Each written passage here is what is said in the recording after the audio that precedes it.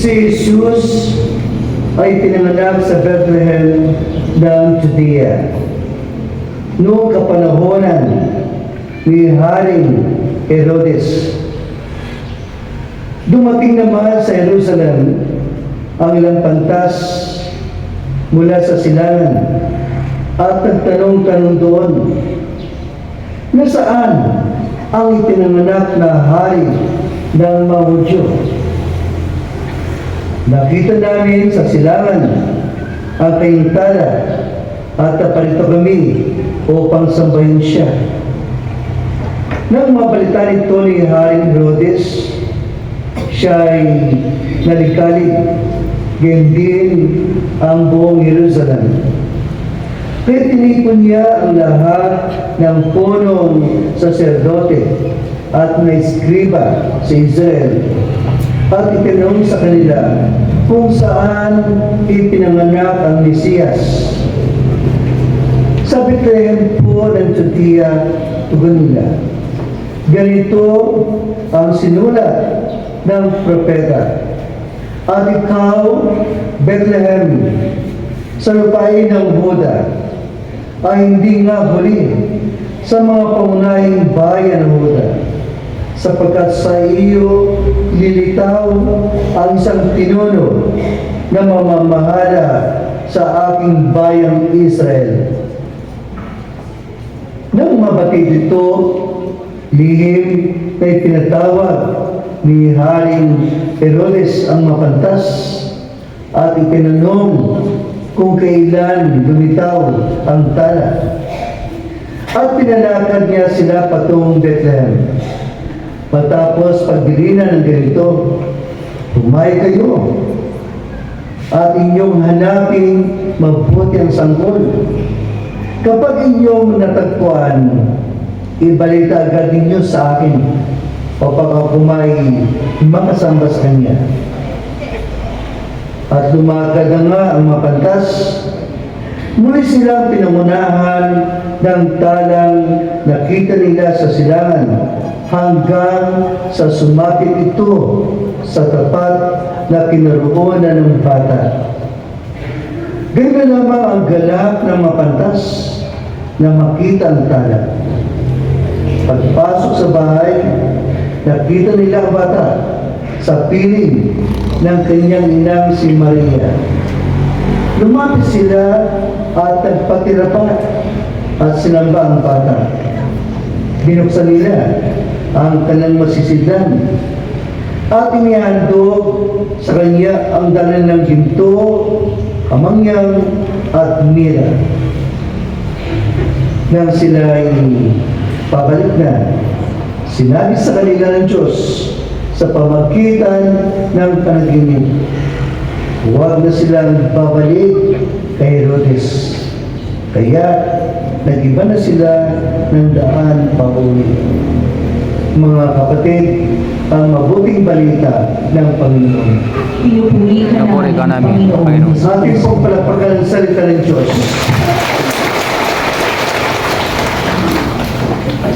Happy 3 Kings! Happy 3 Kings. Mga minamahal mga kapatid, ang kapistahan ngayon ay hindi tungkol sa 3 Kings. No? Ang kapistahan po natin ngayon ay kapistahan ng pagpapakita ng Panginoon o the Epiphany of our Lord Jesus Christ. Sa ating binasa, ilan bang hari ang iyong narinig? Ilan ang hari?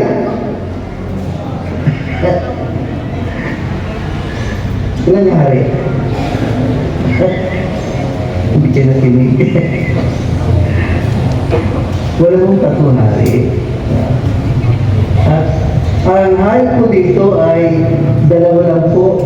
So, ang binanggit dito, si Haring Herodes at ang batang sinilang na maging hari. Kaya tanong ho ng mapantas, saan ipanganak ang hari ng mga Hudyo? Kung gayon, 2 lang po ang hari. Wala mong 3 hari. Kasi noon, laging sinasabi sa atin, 3 hari. Sila po yung mga pantas. Kapag sinabing mga pantas, sila po yung matatalino. Hindi po sila hari. At pangalawa, walang sinabing tatlong pantas. Sinabi mo ito, mga pantas. Marahil 2, 3, 4, 5, 6. Pag sinabi lang po ito, mga pantas. Marahil, yung tatlo po ay nagmula sa kanilang mga alay o handog sa ating Panginoon.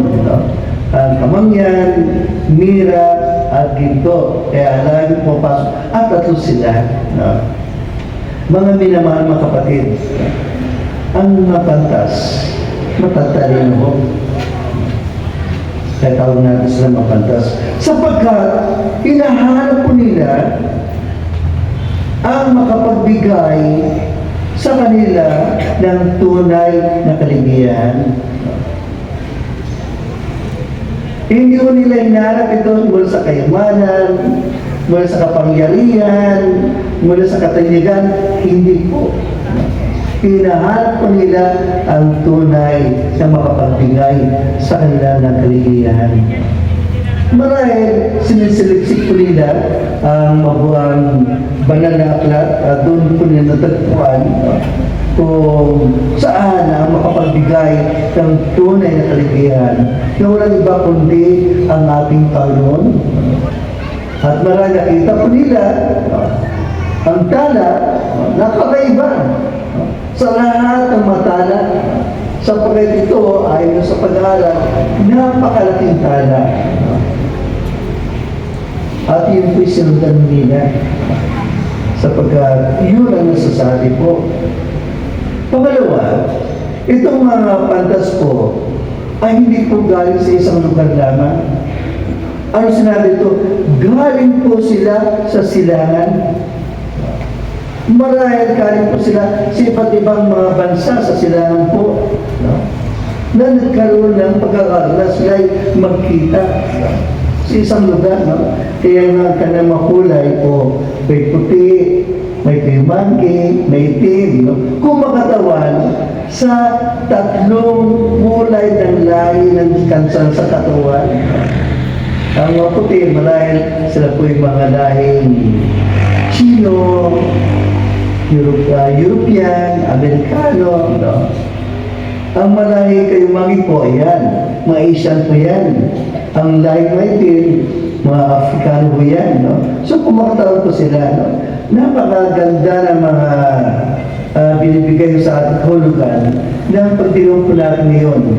At pangatlo po, sila pinaglalakbay mula sa malayong lugar.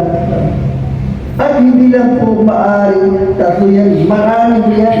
Marahil may makatulong sila, marahil may makawalo sila na siya magtatanggol sa kanila habang sila naglalakbay.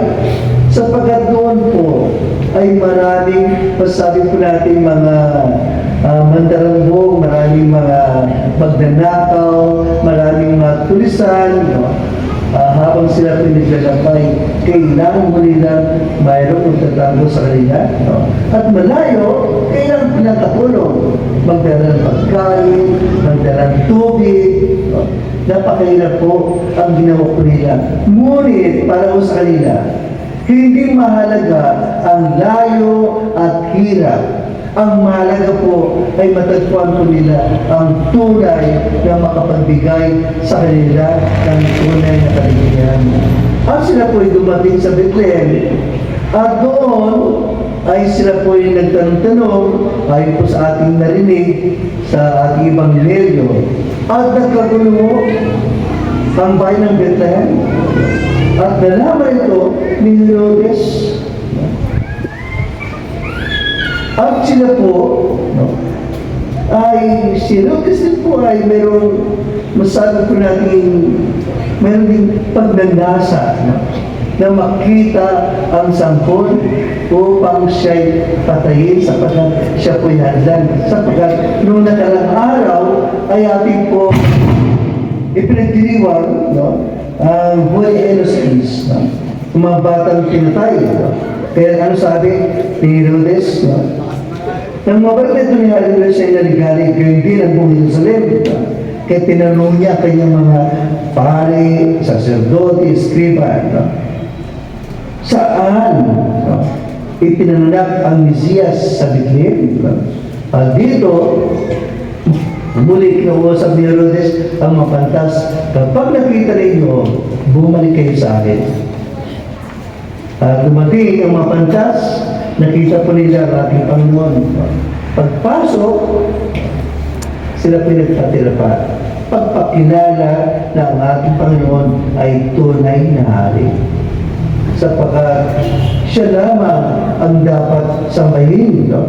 At dalawa nila ang mga alay na nauukol lamang para sa mahihari, ginto, kamangyan at mira, at ibinigay ko nila sa ating Panginoon. Marami naman mga kapatid, ang pagpapakita ng Panginoon sa tatlong pantas, no, ay hindi po ito una. May mas nauna pa sa kanila. At ito po ay mga tinatawag po natin mga shepherd, no? Ang mga pastor.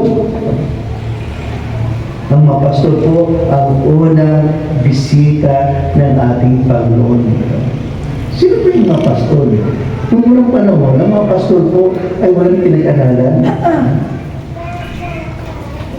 Kumbaga sa atin, mga edukado, mga bagong na taong pastos, basta mapugali, mga may hirap, mababaho.